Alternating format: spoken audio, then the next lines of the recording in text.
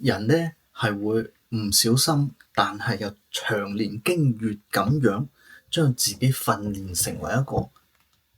令自己唔中意嘅人。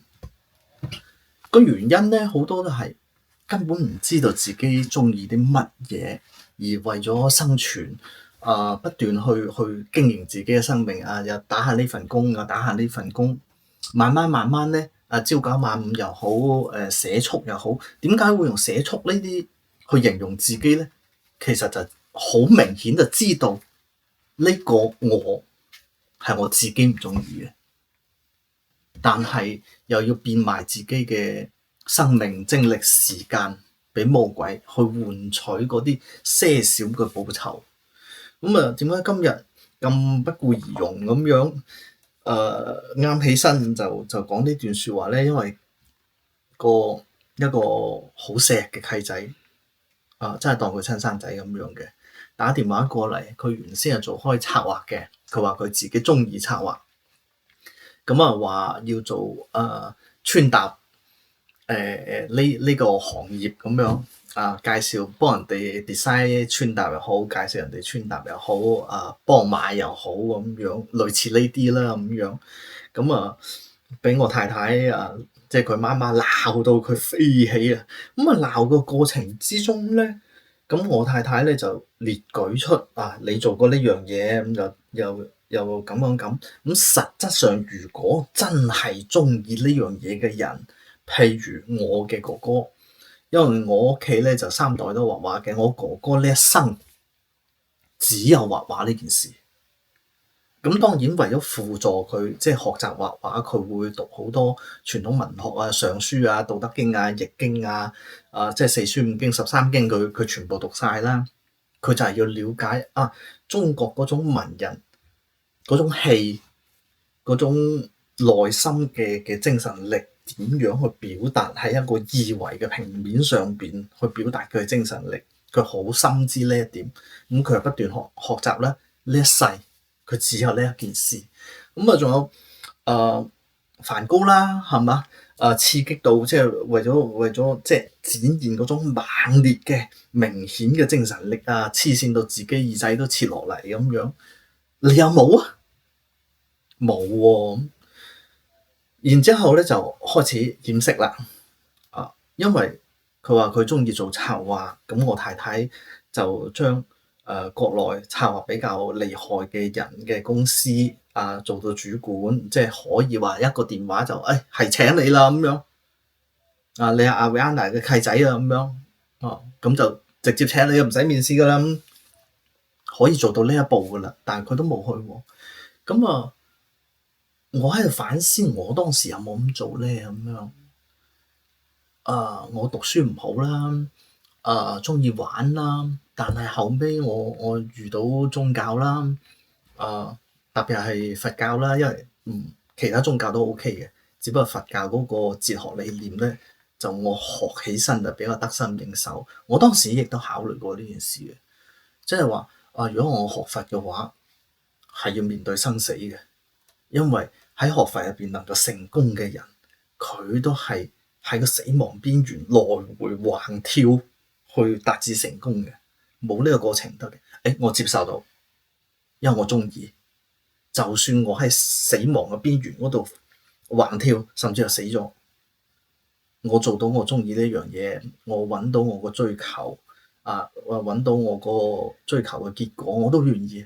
咁第二個觀點係，如果你做呢件事情做得好嘅話，做得夠深入嘅話，你肯定喺呢個範疇入邊接觸到頂流嘅。你策劃呢啲範疇好，營銷呢啲範疇好，你持續去做到不斷去學習，你會發現你學習唔夠，你會揾更厲害嘅老師，咁你肯定會接觸個頂流嘅。即係話呢個過程你真係中意，你會為你嘅付出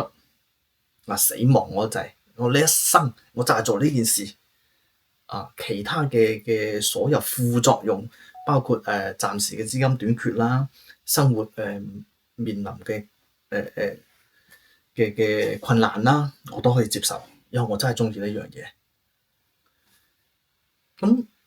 呢個契仔咧，哇！佢居然咧跳過呢一 part，然之後講到，因為我哋最終講到話，你接觸到頂流啊，又練到一身啊江湖絕技啊嘅時候，你喺頂流又唔係模仿其他頂流，又唔係 copy 人哋行人哋嘅重複嘅腳印，而衍生出一個你符合呢個時代嘅一個你自己嘅 style。每個藝術家佢都有自己嘅 style 先紅嘅，唔係話我模仿 Michael Jackson，我模仿梵高，我模仿羅丹，甚至乎我模仿陳丹青咁樣，我就係頂流。你就算模仿到一模一樣，都唔係頂流。咁自然就會產生一個叫傳承嘅嘢，因為人哋覺得你都係江湖上邊大門派嘅師傅因為你成名啦，或者係你係頂流啦，咁就產生傳承。呢個契仔居然就招姐糾結喺呢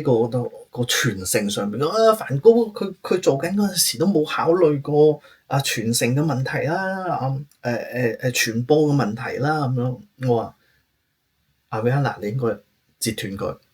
OK，冇傳承唔緊要，就係單純咁樣做呢件事，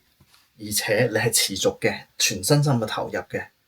你嘅生命、你嘅時間、你嘅精力都投入喺呢件事情上邊。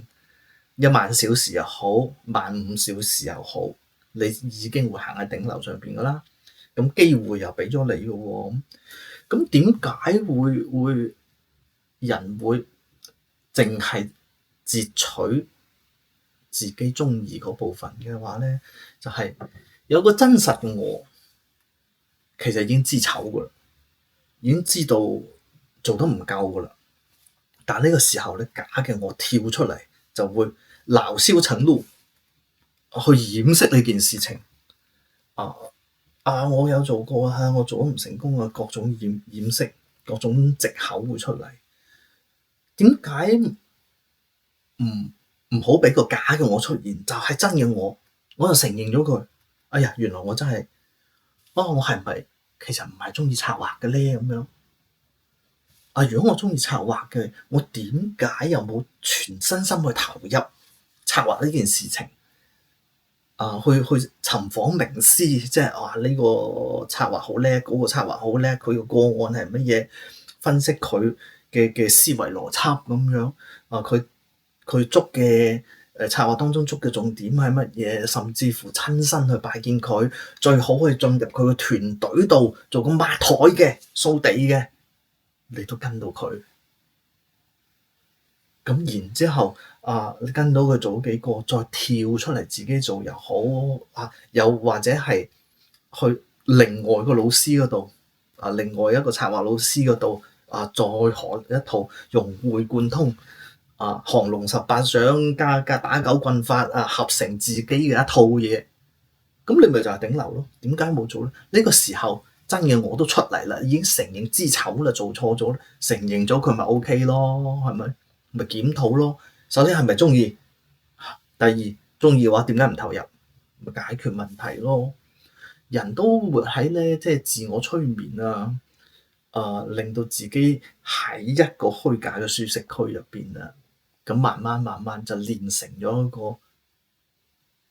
10年過去啦，20年過去啦，慢慢就練廢咗自己一生仲要練成咗一個自己唔中意嘅人，一個自己唔中意自己，一個真正真我唔中意嘅假我，一個俾自我謊言瞞騙嘅自己，所以咧就會謊言啦，自己啦，太多太多啦，所以真係谷鬼氣講到呢度，所以咧趁住即係仲谷氣咁樣肉肉酸酸就出鏡啦咁樣，唔緊要，因為呢啲係前人嘅經歷，我手頭上接觸到嘅經歷，我想每個人可以通過我自己係咁樣行過嚟嘅我生死都唔怕，我念咒念到自己頭暈，我唔中意讀書嘅，我去睇佛經，然之後遍訪名師，呢啲我都做過晒啊，做咗好多自己唔中意做，我懶床啦，我又唔得㗎喎，話起就起喎，如果唔係你死嗰陣時會點啊？或者唔講死啦，你遇到事情點啊？遇到你熱愛嘅事情點啊？喂，呢啲懶床都會令到呢啲你中意嘅嘢錯失㗎喎。咁啊，拖延症啦，其他嘢我就會反思自己。我真係中意嘅話，我就要戒甩呢啲毛病。我要做一個我自己好中意嘅自己。20年過去，回頭望一望，我做嘅每一分每一秒都冇錯過，都係啱嘅，都係唔講對錯咧。佛教唔講對錯，都係自己中意嘅。好咧，講到咁多咧，囉哩吧嗦咧。